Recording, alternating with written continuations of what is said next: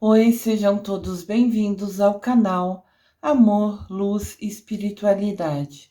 Eu sou Lúcia Diniz e continuo com os vídeos sobre a Quaresma. Hoje eu vou falar para vocês sobre a Vigília Pascal. Eu fiz um resumo sobre cada dia, né? Eu falei um pouquinho da Sexta-feira Santa, um pouquinho da Quinta-feira Santa, na verdade, quinta-feira, sexta-feira, sábado.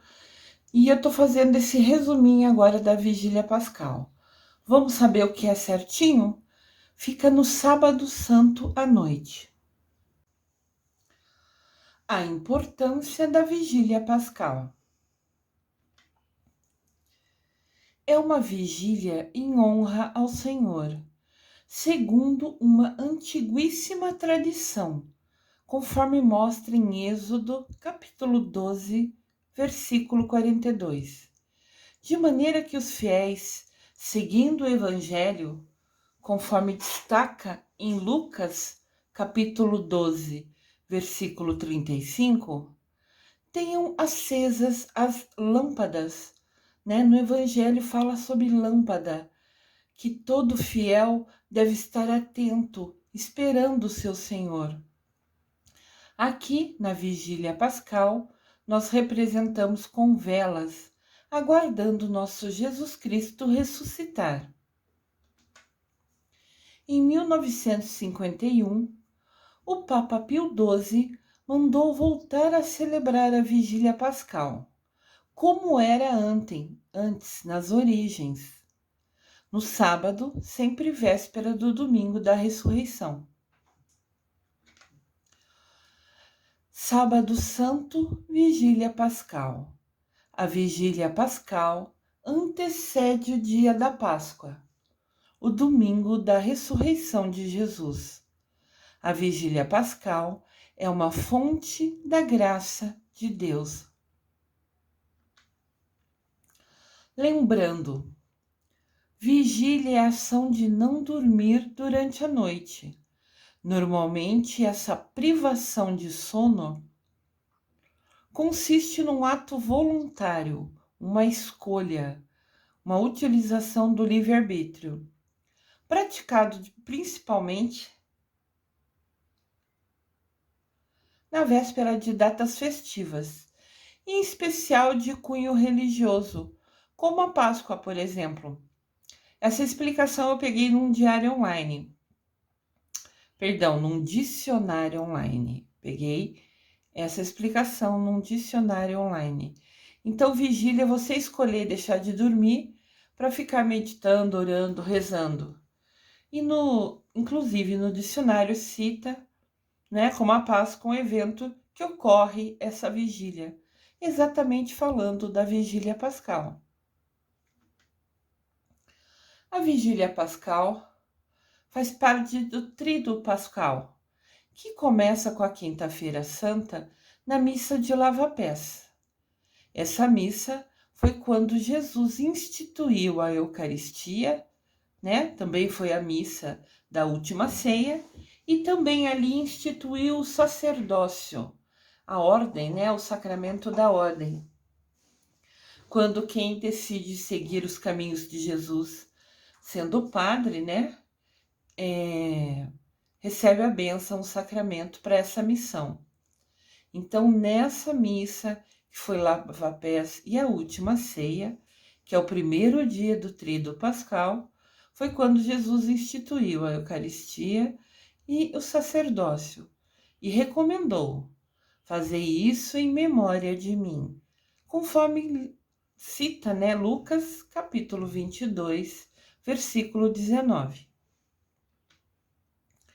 A Vigília Pascal encerra o Tríduo Pascal, os 3 dias mais importantes do período da Quaresma. Aqui tem um mural, né? Que são aqueles vitrais que tem algumas janelas de igreja. A primeira do lado esquerdo mostra a última ceia. No centro mostra a Sexta-feira Santa, que foi o dia da crucificação de Jesus. E do lado direito aqui mostra a imagem do Círio Pascal, que faz parte da Vigília Pascal que eu estou falando nesse vídeo. mas eu farei um vídeo especial sobre o Círio Pascal, sobre alguns detalhes do que é colocado nele, como ele é feito, algumas coisinhas mais específicas eu vou falar num próximo vídeo. Mas aqui hoje eu vou falar um pouquinho do Círio Pascal também, que faz parte da celebração da Vigília Pascal. A Vigília Pascal é a maior solenidade do calendário cristão. É uma missa super especial e também é a celebração mais longa da igreja. Ela leva mais ou menos 3 horas de duração. A missa, a celebração da Vigília Pascal é bastante longa. É o ritual maior que a gente tem dentro da igreja e leva mais ou menos 3 horas de missa. Sempre começando após as 18 horas, no sábado santo, que é a véspera da ressurreição, é celebrada a Vigília Pascal, ocasião em que os fiéis cristãos se reúnem em constantes orações.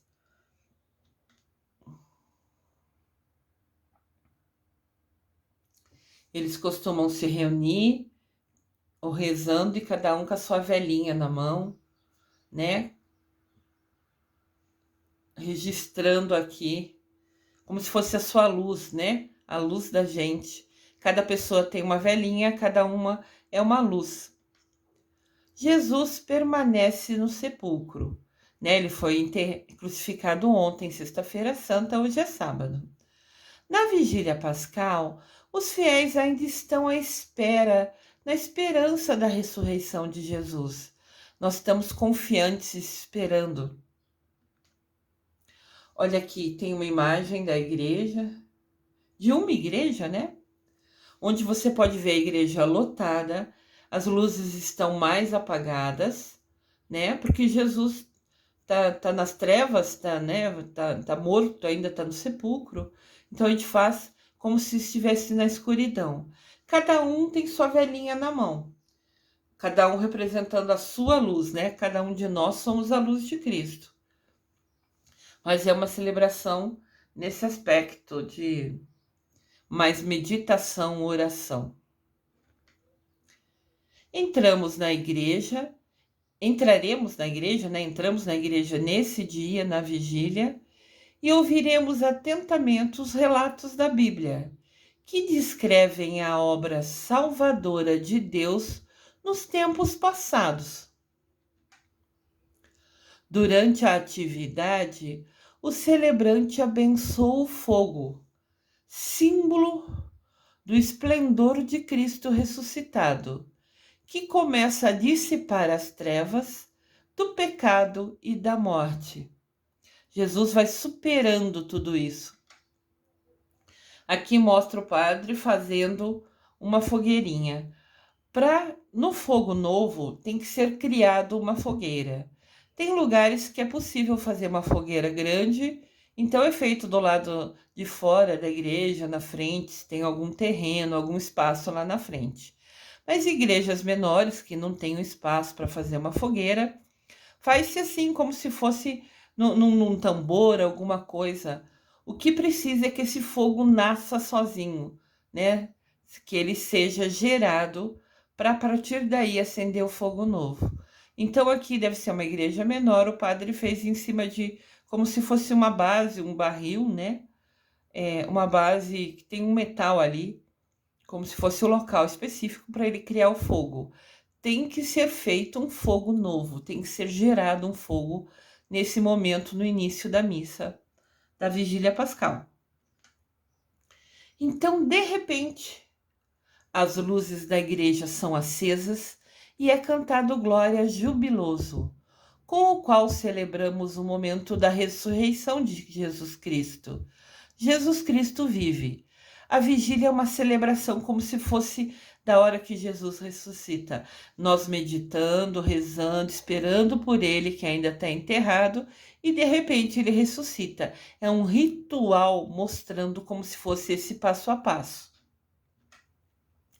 Na alegria da ressurreição, celebramos então os sacramentos do batismo, da confirmação, que é o crisma, né? E da Eucaristia. Como igreja, como povo de Deus, cantamos o Aleluia pela primeira vez em longos 40 dias. Durante a quaresma, nós nunca cantamos o canto Aleluia, porque ele é um canto de alegria. E na quaresma nós estamos meditando, interiorizando, fazendo penitência, indo para o deserto com Jesus, seguindo os passo a passos de tudo que ele passou, que ele vivenciou. Então é um momento de meditação, de interiorização. Então, por 40 dias nunca se canta na igreja o canto Aleluia. A quaresma representa um período de introspecção e tristeza. Então nunca se canta o Aleluia, que é um canto que representa festa e alegria. Mas na vigília pascal, depois de 40 dias, nós cantamos o Aleluia com muita alegria, agradecendo que Jesus ressuscitou. Eu falei de uma forma geral. Agora eu vou entrar em alguns mais detalhes específicos da vigília pascal para a gente entender, né? Eu dei uma visão completa, agora eu vou narrar alguns fatos importantes. Quais são as 4 partes da vigília pascal? A vigília pascal tem 4 partes fundamentais, que são a liturgia da luz.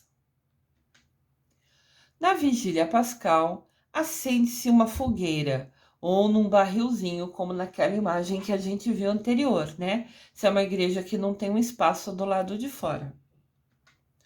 Aqui a gente vê que é uma igreja grande, né? Então, do lado de fora foi feita uma fogueira num latão, né? Aqui no canto inferior direito. E é como se fosse a frente da igreja, né? Tem os padres e os bispos, os padres e os religiosos ali que ajudam a comunidade, às vezes algum estagiário, algum aprendiz de padre que está estudando vem ajudar. Porque esse ritual é muito longo, muito cansativo, então às vezes tem sempre um apoio. Fora os ministros, que são pessoas simples da comunidade, que fizeram curso e se tornaram, né, com conhecimento e habilidade para ajudar o padre nessa missa tão importante. Então, se abençoa o fogo e depois se acende o círio pascal. Círio pascal é essa vela longa, comprida, que a gente vê aqui na imagem. Ela tem todo um significado, mas ela é acesa no fogo que foi criado lá fora. Então, às vezes levam um círio lá fora na fogueira, às vezes pegam uma vela menor para acender lá fora e trazer para depois acender o círio. Círio é essa vela longa, né, comprida, que está na mão desse bispo. Farei um vídeo depois explicando mais detalhes sobre o círio pascal.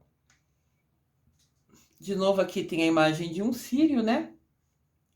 Vocês podem ver na imagem ao fundo que é uma pintura na parede, onde o círio foi colocado. Está escrito: Eu estou convosco. Essa é a pintura da parede dessa igreja específica, né? Eu estou convosco. Jesus falando com a gente, né? Sempre está conosco. Então teve a liturgia da luz, que acendeu o círio. Daí ocorre a liturgia da palavra.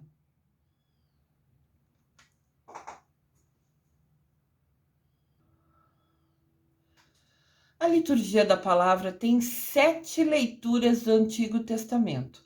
Por isso que a missa leva mais de 3 horas. Tem muitas coisas para acontecer nessa missa. Muitas coisas importantes, muitos rituais necessários nesse momento, né, de Jesus ressuscitando.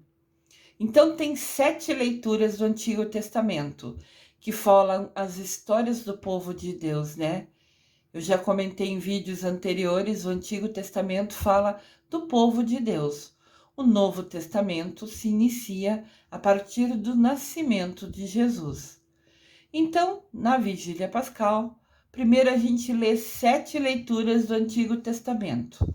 lê com calma, são vários versículos, cada uma das leituras, e recordamos as maravilhas que Deus fez na história da salvação do povo dele, né? Fala muito do povo lá de Abraão e de Moisés. Tem muita leitura importante do povo de Deus. E depois ainda se lê duas leituras do Novo Testamento, duas leituras narradas depois que Jesus nasceu, anunciando sobre a ressurreição de Jesus. E todos ficamos em oração, ouvindo as orações. As leituras, né? São 7 leituras do Antigo Testamento, 2 leituras do Novo Testamento. Então, vai-se quase 1 hora da missa em que a gente acompanha essas leituras com total atenção. Em seguida, a igreja medita sobre as maravilhas que o Senhor fez por seu povo. Desde o Antigo Testamento, ouvimos atentamente as leituras e os salmos, e fazendo memória do povo de Deus. Então a gente ouve 7 leituras do Antigo Testamento, 2 leituras do Novo Testamento, ouve-se o salmo, e depois tem o sermão, o padre explicando para a gente sobre tudo isso, sobre as importâncias, sobre cada detalhe, onde Deus manifestou-se em cada detalhe pequeno que ajudou o povo, foi Deus se manifestando. E no Novo Testamento, né, tudo que a gente aprendeu com o nosso Jesus Cristo, relembrando, fazendo memória. Daí tem a terceira parte, que é a liturgia do batismo, ainda dentro da vigília pascal. Na liturgia batismal, faz-se a bênção da fonte de batismal. É o local onde batiza, né? Às vezes é uma pia grande, né? E às vezes é uma cuia pequena, né? Metade de uma bacia, assim. Mas assim, em madeira, às vezes. Em um material simples, não precisa ser chique. Depende muito de como é a igreja, se a igreja tem dinheiro ou não. A sua pia batismal vai ser mais simples ou vai ser mais chique, mais requintada. Mas indiferente disso, o que importa é a função dela, né? Batizar. E também fazemos na liturgia batismal a renovação das promessas do batismo. A renovação das promessas batismais, né, ocorre dentro dessa missa e é feita assim. O padre fala: vamos fazer agora a renovação das promessas batismais. Quem ainda não fez a primeira comunhão não precisa responder. Perdão, quem ainda não foi batizado. Às vezes tem algumas pessoas que não foram batizadas de criança, como normalmente ocorre, quando daí os padrinhos têm a responsabilidade de, na ausência do pai, guiar a criança pelos caminhos de Jesus, né? Os padrinhos no batismo são para isso. Os padrinhos assumem a responsabilidade que, se os pais não guiarem o filho pelos caminhos de Jesus, os padrinhos o farão. Então, se tiver alguém que ainda não foi batizado, não responde. Daí o padre começa a falar: para viver na liberdade dos filhos de Deus, vocês renunciam ao pecado? Todo mundo que está na igreja batizado responde: renuncio. Daí o padre pergunta: para viver como irmãos e irmãs, vocês renunciam a tudo que possa desunir, para que o pecado não domine sobre vocês? Todo mundo da igreja: renuncio. Para seguir Jesus Cristo, vocês renunciam ao demônio, autor e princípio do pecado? Todo mundo da igreja: renuncio. Então é um passo a passo de perguntas e respostas. Aqui são só exemplos. Tem outras perguntas que são feitas também. Sempre o padre ou o dirigente da celebrante pergunta e o povo responde. Cada uma das perguntas. Isso aqui são só exemplos, entendeu? Essas 3 fazem parte de fato das promessas batismais, mas tem outras mais perguntas. Eu só quis trazer um exemplo para vocês terem uma ideia de como é. Depois, faz-se o canto da ladainha dos santos. É um outro momento da liturgia da palavra. Olha só, ladainha dos santos. O padre fala assim: Senhor, tende piedade de nós. A igreja toda responde: Senhor, tende piedade de nós. Daí o padre fala: Jesus Cristo, tende piedade de nós. Daí todo mundo da igreja fala: Jesus Cristo, tende piedade de nós. Daí ele fala de novo: Senhor, tende piedade de nós. E todo mundo da igreja responde: Senhor, tende piedade de nós. Daí a ladainha dos santos é assim, ele fala: Maria, Mãe de Deus. Daí todo mundo da igreja: rogai por nós. Ele fala: ó Virgem Imaculada. E todo mundo: rogai por nós. Depois vai: os anjos do Senhor, rogai por nós. Miguel e Rafael, rogai por nós. Santana e São Joaquim, rogai por nós. Esposo de Maria, rogai por nós. São Pedro e São Paulo, rogai por nós. São Cosme e São Damião, rogai por nós. Maria Madalena, rogai por nós. Então vai falando o nome de cada santo e todas as vezes a igreja responde: rogai por nós, rogai por nós. Cada linha dessa, eu não vou ler tudo, só quis trazer para vocês conhecerem, né? Cada linha dessa é uma frase que o padre vai falar e cada linha dessa nós vamos responder: rogai por nós.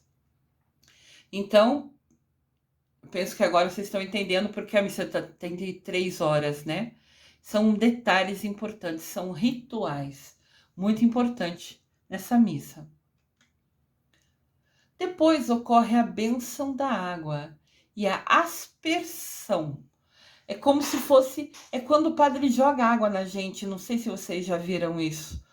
O padre põe água benta, né, no aspersor e joga a água em toda a assembleia. A assembleia é todo o povo que está ali, todo o povo de Deus que está ali na igreja vai ser aspergido com a água benta. E depois se reza uma oração universal. Essa é a imagem que eu quis trazer, não sei se todos conhecem, né? Nem todos nasceram católicos ou foram a uma missa, já participaram da Vigília Pascal. Alguns católicos até fogem da Vigília Pascal por ser uma missa bem longa, né? E você uma hora senta, depois se levanta, depois você senta, depois você se levanta. Na hora de ouvir algumas leituras, você senta, na hora de fazer alguns cantos, você levanta. Então é um ritual assim que requer uma energia da gente também, né? Esse aspersor, tá vendo esse coisinha aqui o Papa tá segurando? Você pega, primeiro ele abençoa a água, torna a água benta. Depois ele pega esse coisinha, tem um balde na mão dele, um baldinho bonitinho, douradinho, enfeitado, pequeno, que ele põe essa água e ele sai andando pelos corredores da igreja, jogando essa água nas pessoas. Eu lembro que quando a gente ia à missa, principalmente quando a gente era menor, eu era menor, as crianças ficavam felizes quando respingava alguma gotinha de água nelas. Nem sempre respinga, né? Tem muita gente aí. Normalmente essa celebração é uma das que mais lota, tem mais pessoas. É até meio difícil o padre andar nos corredores, no meio, no centro, porque tem pessoas às vezes sentadas no corredor da igreja, porque realmente é uma missa muito importante, é uma celebração muito importante. Mas assim, a gente, mais criança, ficava super feliz quando espirrava umas gotinhas de água. Daí sim se considerava abençoada, né? Mas o celebrante vai passar em todo o corredor da igreja, no corredor principal, jogando água. Pega e joga água, daí molha de novo no baldinho e arremessa. Molha de novo no baldinho e arremessa. Então ele também leva mais ou menos, dependendo do tamanho da igreja, uns 15, 20 minutos jogando água, abençoando todo mundo que ali está. Às vezes ocorre um batismo de criança ou adulto nesse momento. Mas como ela é uma celebração muito longa, maior, né, a mais comprida dentro da igreja, em horas, né, mais ou menos 3 horas. Tá vendo? Às vezes tem batismo. Aqui é um rapaz, provavelmente a família não batizou quando nenê, e ele escolheu por livre-arbítrio fazer a catequese de adulto e ser batizado. Então, nesse momento, ele está sendo batizado na Vigília Pascal. Mas, como eu disse, é uma celebração muito longa, então cada vez menos ocorre o batismo durante a Vigília Pascal. Mas, indiferente de ter o batismo ou não, a pia batismal vai estar sendo vista. Às vezes ela é pequena, ela está guardada em algum lugar na igreja, mas nesse dia, nessa celebração, ela tem que estar visível, porque ela vai ser utilizada no momento de abençoar a água. Antes de aspergir, né, de jogar no povo, ela tem que ser abençoada. Aqui é uma igreja provavelmente com mais condições, né?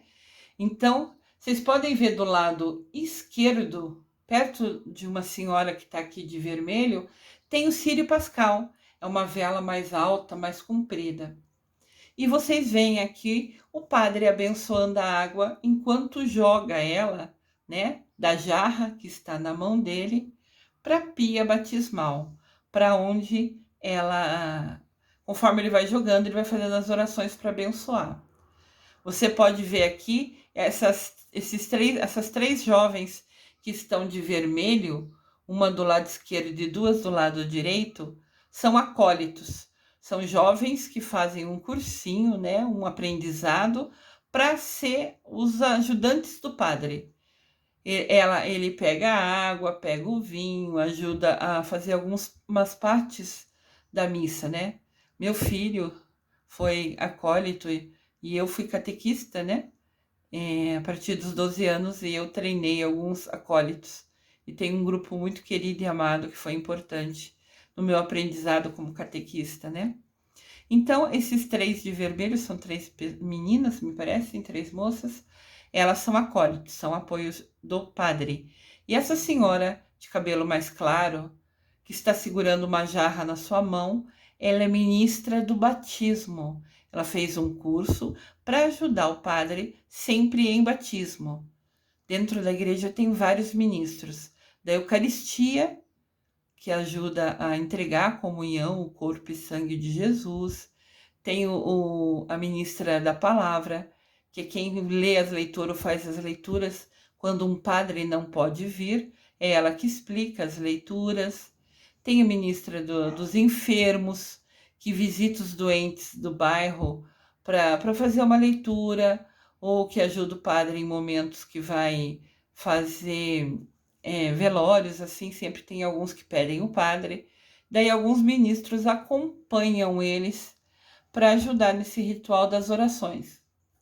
Aqui a gente pode ver que essa senhora provavelmente foi quem trouxe a água e colocou naquela jarra branca e está ao lado do padre enquanto ele faz a bênção da água.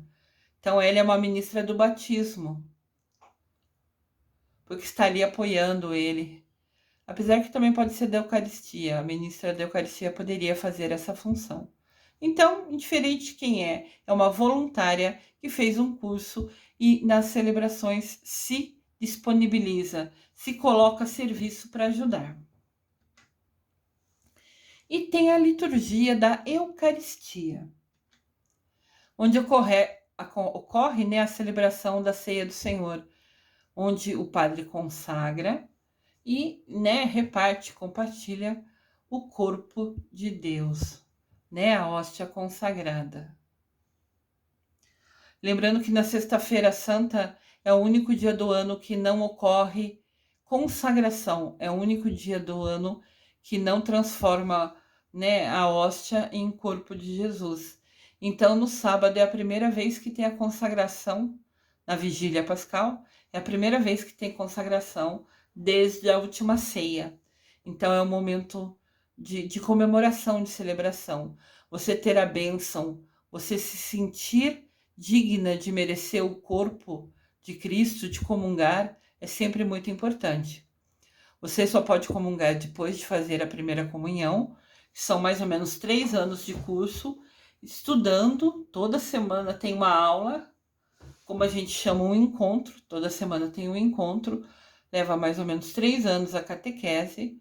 E daí as crianças vêm, ouvem falar sobre Deus, conhecem as parábolas, conhecem um pouquinho da história de Jesus e tem o compromisso de participar das missas. Para você fazer a primeira comunhão, você também tem o compromisso de ir às missas. Você tem a responsabilidade de ir ao encontro, conversar e aprender com a sua catequista, e depois você tem o compromisso de ir à missa no dia e na hora que é na sua igreja. Para você, né, fazer a primeira comunhão, você tem que se comprometer, escolher se dedicar, né, a ir, a estudar, a conhecer e aprender sobre nosso Jesus Cristo, sobre Deus. Então, depois que faz a primeira comunhão, você pode vir a comungar. Lembrando que também ocorre a confissão. Você falar o que você fez de errado, né? Eu lembro que as crianças sempre tinham muito medo, os meus aluninhos lá, né, da catequese. Ah, que eu vou falar para o padre? Eu não sei o que eu vou falar. Fala o que você sentir no seu coração. O que você sabe que você fez de errado? Porque a gente sabe que fez de errado uma coisa ou outra. Conversa com o padre, ele vai te perguntar e você responde. E ele dá a penitência. Quantas orações ou ações você tem que fazer para compensar o que você fez de erro? Para as crianças, às vezes, o padre pedia alguma ação. Claro que pedia Ave Maria, Pai Nosso, mas às vezes pedia uma ação. Ah, faz tal coisa para fazer isso, ajude em tal coisa para compensar aquilo, até para motivá-los a participarem mais da igreja, né? E sempre foi muito importante todo esse processo. Então, depois de você fazer a primeira comunhão, depois de você confessar, você está preparada, merecendo comungar, receber o corpo de Deus. O corpo e sangue normalmente é muito difícil de ser distribuído. É quando pega a hóstia, que é o corpo, e molha no vinho, que é o sangue. Esse vinho sempre é misturado com um pouco de água, porque o objetivo ali é representar Jesus, nunca deixar ninguém, né, assim, grogue com vinho. Normalmente é um vinho especial, com baixo teor alcoólico também, para que seja só o símbolo. Mas é mais, assim, difícil o procedimento de dar o corpo e o sangue.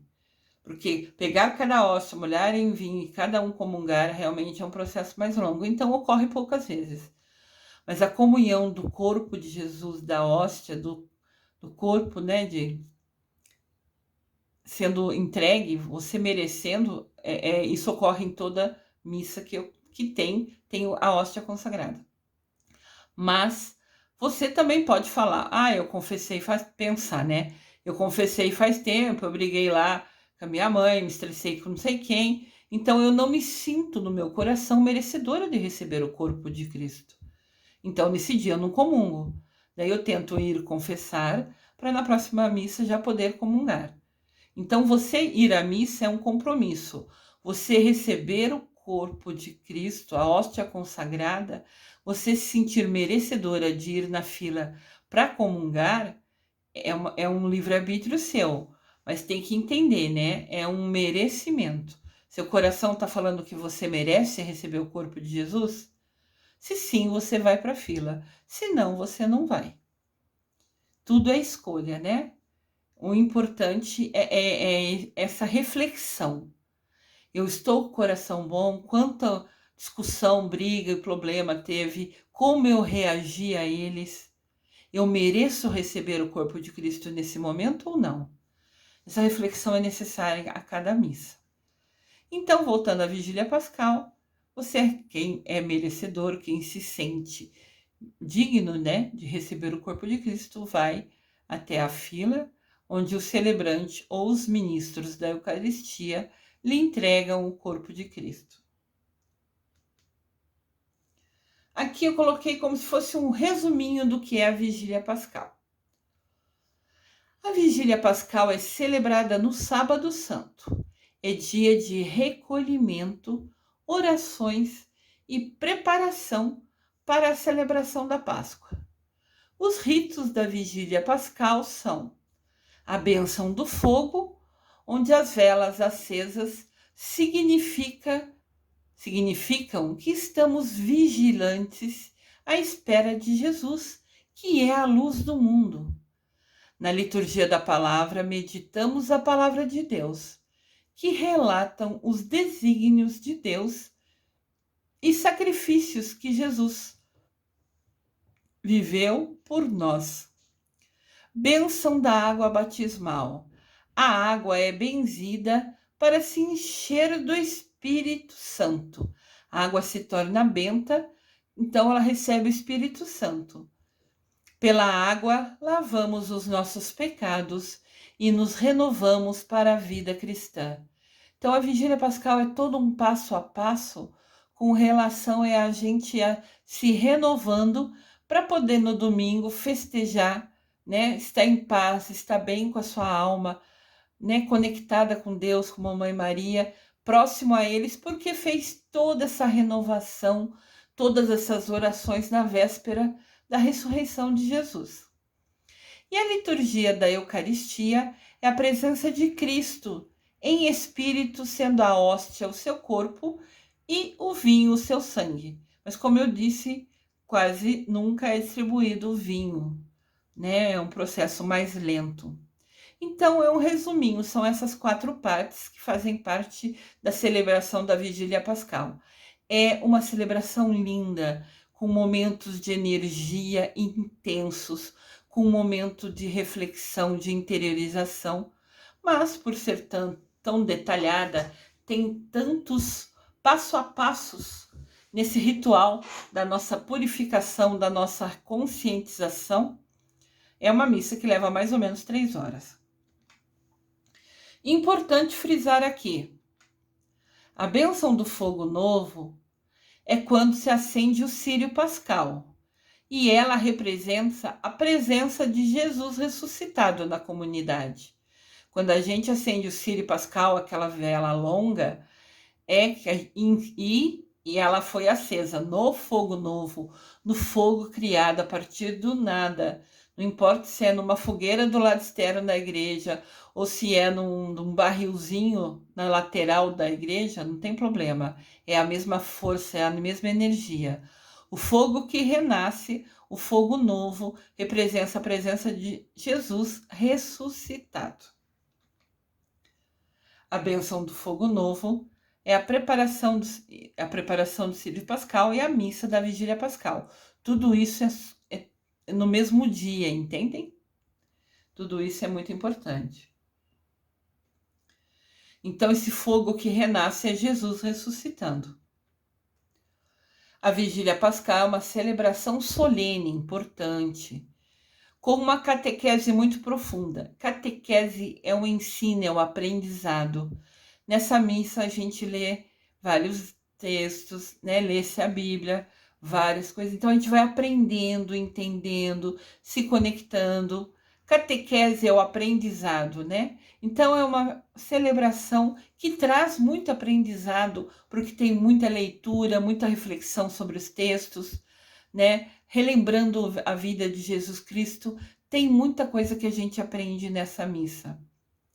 E é quando a gente participa da Vigília Pascal, cheio de atenção, prestando atenção, mesmo tendo 7 textos do Antigo Testamento, 2 do Novo Testamento, tendo o Salmo, mesmo com tantas leituras, a gente vai lá de coração aberto. Tá faltando a palavra exata aqui, mas assim, aberta para receber o aprendizado, para receber todos os ensinamentos que nos serão dados ali. Então a gente vai para a Vigília Pascal com total atenção e vontade de nos encontrarmos com o Senhor. Então ficamos maravilhados com a beleza e o esplendor de Jesus Cristo, nossa luz. Quando a gente participa desse ritual, a gente renova as nossas promessas batismais. A gente reafirma que quer ficar perto de Jesus Cristo. A gente reafirma que quer seguir os ensinamentos dele. Então, todo aquele processo, o fogo nascendo do nada, né? tendo um fogo novo, representando Jesus ressuscitado, é uma celebração abençoada de energia, de bênçãos e de muito aprendizado. Aprendizado esse para nossa alma. O que a gente aprende, ninguém tira da gente. O que a gente aprende vai ficar com a gente eternamente. E essa missa traz um aprendizado e uma energia de renovação, de fé, de esperança, de crença, de confiança no nosso Jesus Cristo. Lembrando que Jesus Cristo é a luz do nosso mundo. Jesus Cristo é a luz do mundo. A vigília pascal é a espera na certeza da ressurreição do Senhor. Então a gente começa refletindo, vai comemorando, canta o hino do Glória, fica alegre, festeja da certeza da ressurreição de Jesus Cristo. E finalizamos comungando, recebendo o corpo dele, agradecendo por merecer estar unido com Jesus através do seu corpo. É uma missa, uma celebração especial, muito iluminada, que faz bem para nossa alma. Eu desejo amor e luz a todos.